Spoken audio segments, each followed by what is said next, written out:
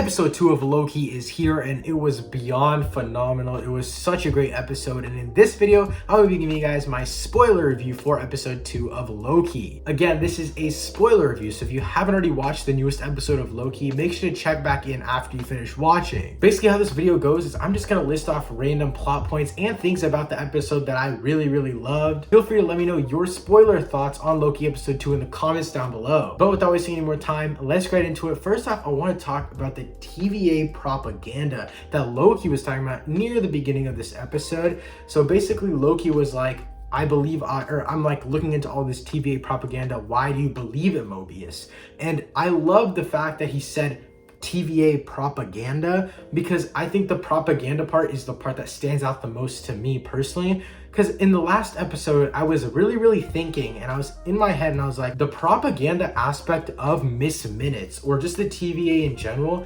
might be that there's no real sacred timeline, and that's what they want to happen. There's no reason for a sacred timeline, and the TVA is trying to force a sacred timeline into the universe of the MCU. Whoever the TVA is working under, which as we know right now is the Timekeepers, they might be someone else. It might be someone bigger like Kang the Conqueror, or someone of that level in the MCU. I think that would be a great way to introduce Kang into the MCU. But nevertheless, Kang the Conqueror behind this or not, I think that the TVA is basically lying about there being a sacred timeline, and the sacred timeline is something that they want to create. The sacred timeline basically exists right now, but a lot of people are altering the timeline. The people that are altering it are Loki, Lady Loki, obviously all the different variants of Loki, but the biggest one that comes to my mind is Wanda. Again, I don't think the sacred timeline is technically a thing right now. They just want to keep it in one sacred timeline so that the Timekeepers can go on with whatever plan they have. Moving on to a completely different aspect of this episode, which was just the writing in general.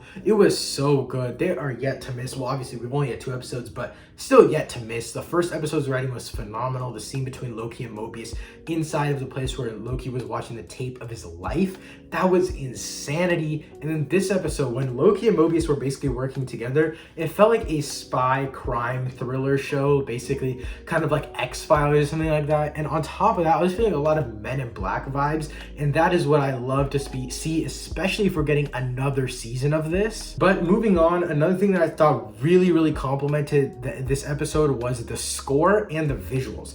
The visuals, Marvel never disappoints. I'm gonna be honest. Like, they don't have fancy camera work or anything like that, but visually, like CGI, VFX, it looked just like a movie, and they didn't disappoint. My expectations are high for Marvel, and honestly, they surpassed them with this episode. This episode really felt like a movie, like especially after they got to the Rock's cart place.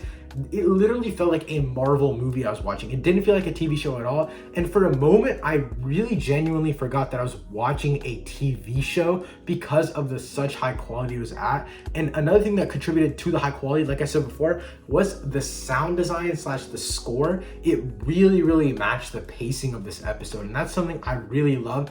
In a good show, the sound design / the score is always complementing it and always moving the plot forward. Obviously the plot moves forward with writing, but the score in this episode really just felt like it elevated everything. And the main Loki theme is so perfect. Moving on to some more plot points specifically in this episode 2 of Loki. One thing that I really loved was the fact that we focused not only on Loki and Mobius's relationship, but we also got a little bit of Mobius and then the main Timekeeper girl. I forgot her name. I'm just gonna call her Timekeeper girl.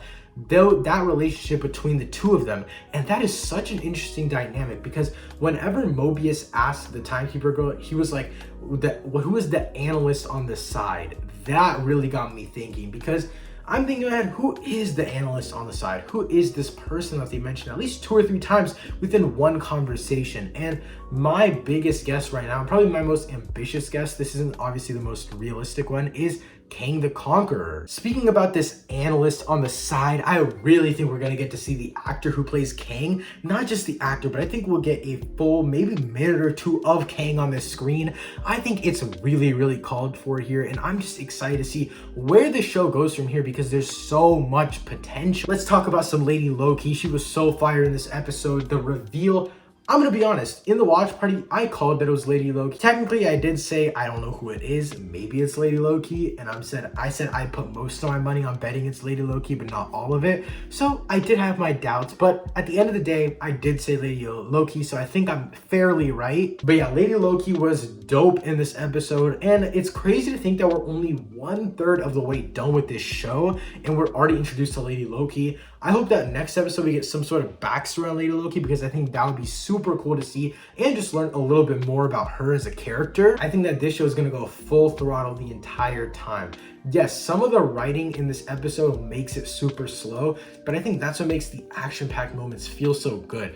Once we got to the rocks cart scene or entire section of the episode, we didn't really slow down, I'm gonna be honest, or we didn't slow down for a large amount of time. It kept going. Even when Loki was having the conversation with Lady Loki and the other people's body, it was still fairly fast paced, and that's mostly because of the score. And like I mentioned before, the score played a massive impact on this episode alone. And yeah guys, that's it for this Loki episode 2 review. Again, let me know your thoughts of Loki episode 2 in the comments down below. If you guys don't want to miss any updates on Marvel news or even just Loki reviews, make sure to hit the subscribe button and turn notifications on. Thank you guys so much for watching. I'll see you next time. Peace.